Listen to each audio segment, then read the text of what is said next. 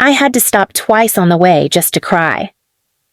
7 hours on the road. My car heater didn't work right, and the defrost barely kept up with the sleet.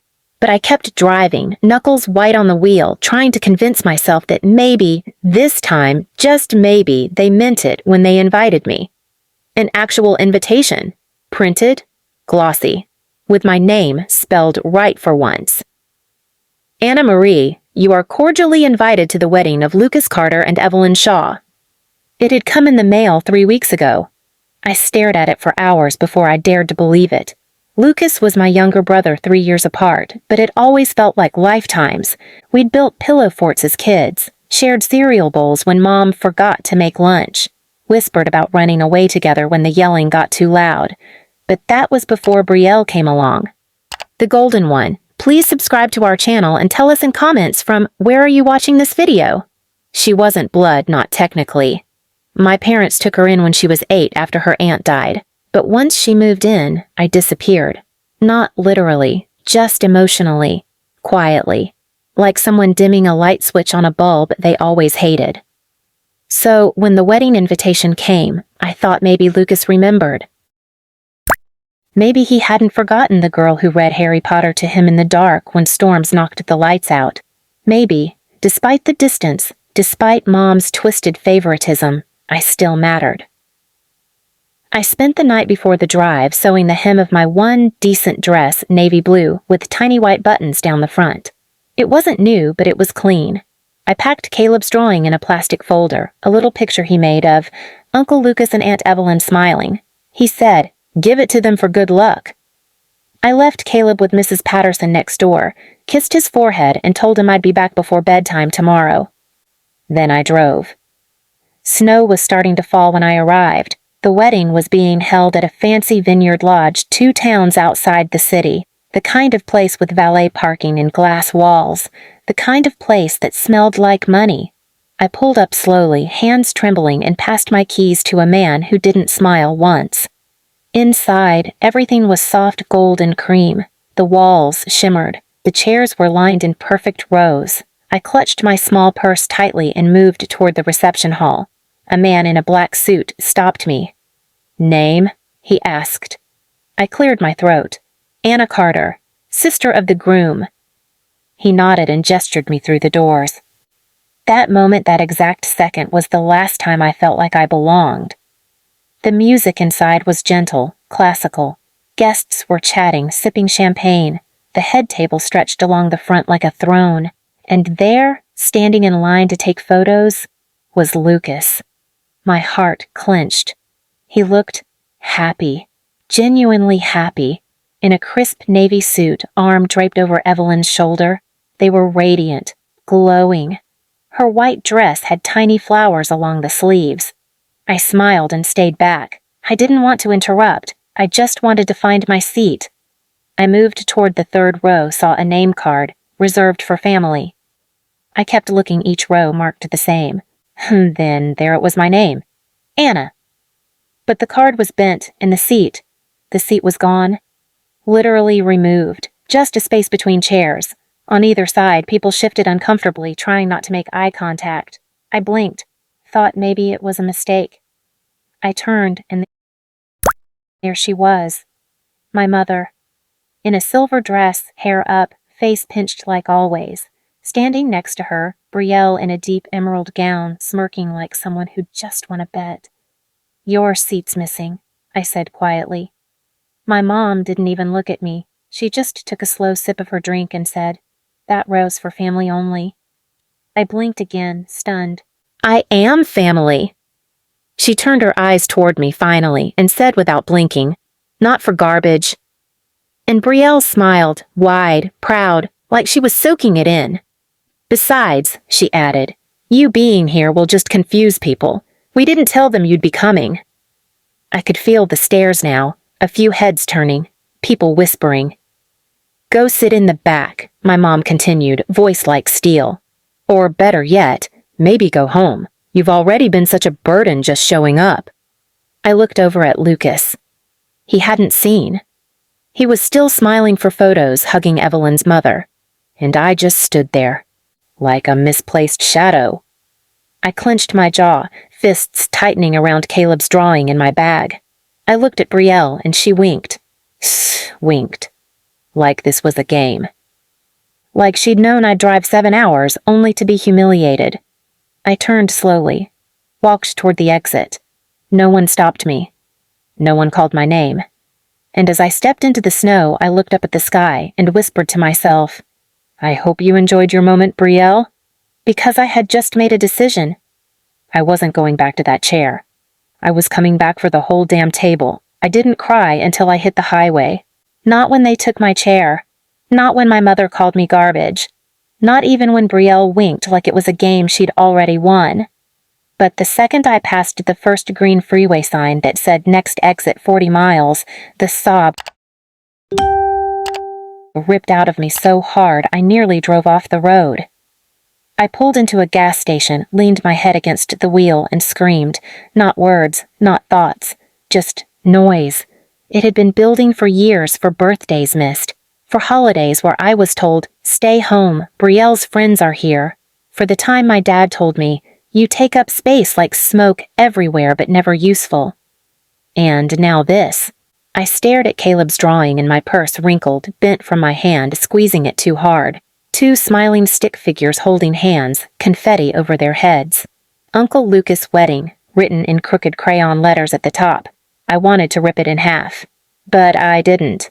I folded it carefully, slipped it back into the folder, and pulled out my phone. I had one contact I hadn't messaged in over a year. Lucas. I hovered over the screen, my thumb shook. Then I typed. Did you know they didn't leave a seat for me? I stared at it, deleted it. Then wrote, good luck. Tell Evelyn I said congrats. He didn't respond, not then. And I didn't expect him to. I didn't go home, not yet. Instead, I checked into a cheap roadside motel. No TV remote. The lamp flickered when I plugged in my charger. I curled up on the hard bed, staring at the ceiling fan blades turning too slow, and let my mind burn through every insult, every slap of silence, every time Brielle accidentally spilled water on my homework or told friends I was the house help. They'd pushed me to the edge for years, and I kept trying to crawl back, beg for space. But this time, I was done crawling, and something unexpected happened the next day. Lucas called me. He left a voicemail. Anna, I didn't know. I swear, I didn't know they were going to do that. Mom told me you couldn't come. She said you were busy with work and didn't want to make the trip. God, Anna, I'm sorry. I'm so sorry. It took everything in me not to cry again. I texted him back 2 hours later. You don't have to be sorry. Just don't pretend you're surprised. You've known who they are. He replied, you're right, I did, and I let it slide, but maybe I don't have to anymore. I didn't reply to that, because something inside me had already started forming not just a feeling, a plan. And it started with the thing they cared most about. Image. Not money, not honesty, not even family. But how they looked. To the neighbors. To the in-laws. To their carefully cultivated little country club circle.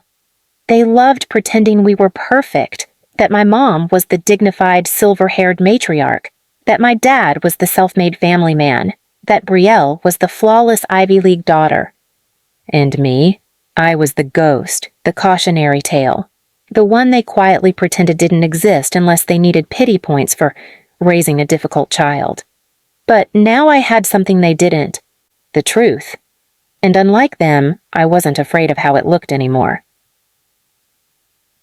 The next morning, I called someone I hadn't spoken to in 5 years, Miss Dalton, my old high school English teacher. She used to let me stay after class when Brielle forgot to pick me up. She was the one who told me I had a voice worth listening to. She answered on the second ring. Anna? I took a breath. Do you still work with that community magazine? She hesitated. Yes. Why? I want to write something, I said. Something real. Something about growing up in a house where the only seat you're given is the one you're expected to be quiet in. There was a long pause. Then she said, You just let me know where to publish it. I hung up. The next week I started writing. I wrote every night after work, after Caleb fell asleep. I didn't name names. I didn't accuse. I just told the truth. About being erased. About growing up in a home where birthdays were ignored, bruises were blamed on clumsiness, and the word family was used like a leash. And then I did something no one expected. I didn't publish it online. I printed it, 100 copies, in gold-embossed envelopes. And I mailed them, not to the internet, to the guest list, every single person who sat in that room, every person who sipped champagne while my chair stayed empty. I didn't hear anything at first. No calls, no messages, no explosion, just silence. And then, slowly like rust spreading across something that used to shine, the cracks started showing. The first person to text me wasn't my mother. It was Evelyn, Lucas's wife, the same one who'd been smiling in white silk while I stood there like a ghost. Her message was short. I had no idea. I am so sorry. Then, please check your mail. I thought she meant it figuratively, but 2 days later, a thick envelope arrived at my door. Inside were printed screenshots, text messages between Evelyn and my mom, between Evelyn and Brielle. One of them stood out like a slap. Mom, she's not invited. Don't worry. Anna's never had a place here anyway. She's more of a complication than a sister. Not someone we'd want around guests. Then Brielle's reply, if she shows up, we'll handle it. She's too desperate for attention to make a scene. I sat with those words for a long time. I could have thrown them away. But instead, I added them to the folder. Because the wedding guests were still reacting, and I didn't want this to fizzle out. I wanted it to boil. The article I'd printed, The Empty Chair at the Carter Wedding, a story of uninvited daughters, was written like fiction, but everyone who knew the family knew exactly who it was about. I never used their names. I didn't need to. It was in the eyes of the florist who canceled my mother's flower subscription. It was in the voice of the neighbor who said, we had no idea you were her daughter. I always thought you moved away on purpose. And it was in the silence when my dad showed up at the country club and found out his name had been removed from the newsletter. Family of the Year, no more. But the part that stung most came from within. Lucas came to visit me a week later, not alone, with Evelyn. They stood at my doorstep like people who'd just seen the inside of a burning house and realized they used to live there. Evelyn was holding something behind her back. Caleb made this, she said softly, kneeling down. It was his drawing, the same one from my purse, smoothed out, framed in cheap plastic. We found it in your mom's trash, she said, voice shaking. Still had grease stains on it. She never gave it to us. Lucas didn't say anything at first. His jaw was locked like someone holding back 20 years of guilt. Then finally he asked, can I show you something? I nodded. He pulled out his phone and showed me a photo of the family mantle at our parents' house. Empty. Every frame removed. All replaced with brand new pictures of Brielle at charity events. Brielle at conferences. Brielle holding a tiny Women of Leadership trophy. I stared at it. Then said flatly, fitting. Lucas nodded. Then handed me a letter. This was in Dad's drawer, he said, unopened. You wrote it to them. Years ago. I recognized the envelope immediately, the one I mailed after Caleb was born. It had a picture inside, his first steps. A drawing he made of Grandma's house even though he'd never been inside. They'd never opened it. Lucas swallowed hard. I think I knew. I just didn't want to admit it. I took the letter, didn't open it either, just set it aside.